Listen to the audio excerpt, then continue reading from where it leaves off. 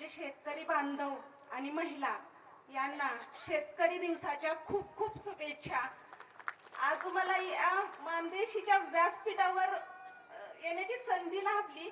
त्या शीतल मॅडम यांचे सुद्धा खूप आभार मानते.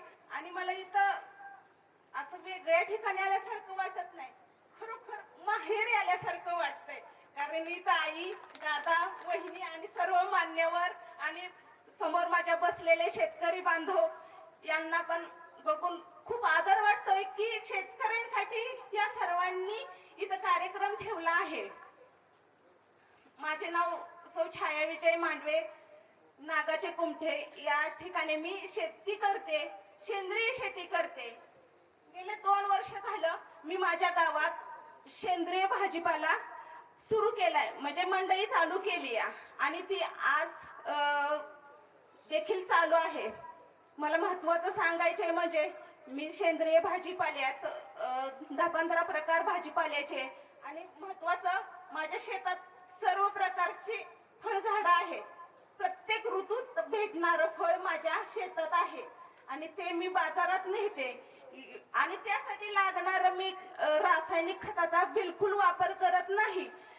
लागणारे गांडूळ खत असू द्या, कंपोस्ट खत असू द्या, दशपर्णी अर्क असू द्या, व्हीआयची औषधं असू द्या, फवारणी असू द्या किंवा जमिनीतनं सोडण्यासाठी लागणारी खत ती वापरते.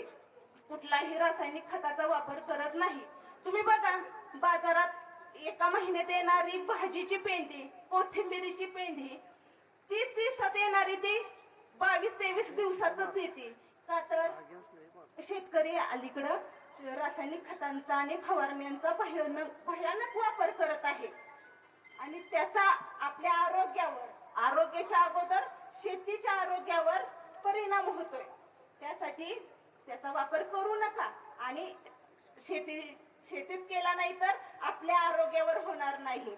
त्यासाठी बघा तुम्ही आपण बाजारात गेलो तर टवटवीत दिसणारी भाजीची पेंडी घेतो, का तर ती टवटवीत दिसते, छान दिसते. अहो पण त्याच्यावर किती रासायनिक खतांचा मारा केलाय हे तुम्हाला माहित नाही.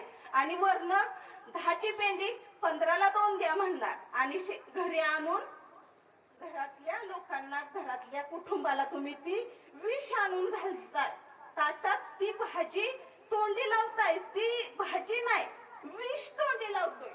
कोथिंबिरीची पेंडी बघा, आपण आमटीला फुडणी देतो, वरनं कोथिंबीर घालतो प्रत्येक महिला, मी सुद्धा. पण मी माझ्या शेतात देशी कोथिंबीर पिकवते, देशी भाजी पिकवते.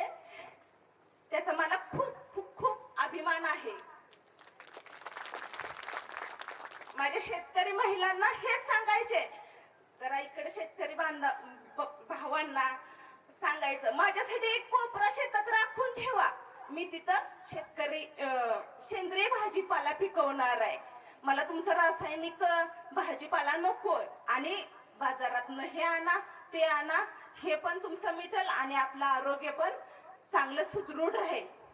एवढे बोलून माझे 2 शब्द संपवते. जय हिंद, जय मानदेशी. धन्यवाद छाया मॅडम. यानंतर सौ